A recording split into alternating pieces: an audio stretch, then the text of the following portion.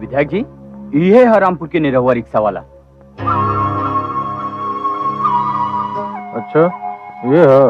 Manager साहब। जी सरकार। एक हिसाब किताब करो। अभी कर देता नहीं। कितना भाड़ा भइल हो? हाँ, 450 रुपया मात्र। अरे भाड़ा मांगा तारा के रिक्शा के कीमत। इ निरहू के रिक्शा है, रउआ से कर दाम ना दिया, भाड़ा दे दी। ए मैनेजर बाबू, ये तो ज्यादा बोलता। ए बबुआ, ये विधायक जी के दरवाजा है, उचित भाड़ा बोला या तोहरो कीमत लाग जाई। और एक बात कान खोल के सुन ल, भाई सब बंदूकिया असली है, नकली ना। ढेर मिजाज जरेबा तब फायर हो जाई। 1 मिनट में सब हिसाब किताब बराबर हो जाई। भाड़ा तय करके बैठे नहीं है, झूठ लागे तो पूछ। झूठ और सच बाद में, जो तोर भाड़ा ना मिली।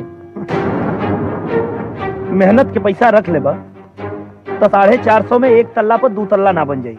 बने चाहे ना, जो तोर भाड़ा ना मिली, जो जे करे के होई से कर लीजिए।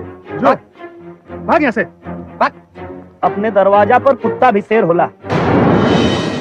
मेहनत के पैसा छोड़ के जाता नहीं, अपने बहन के दहेज में जोड़ लिया है।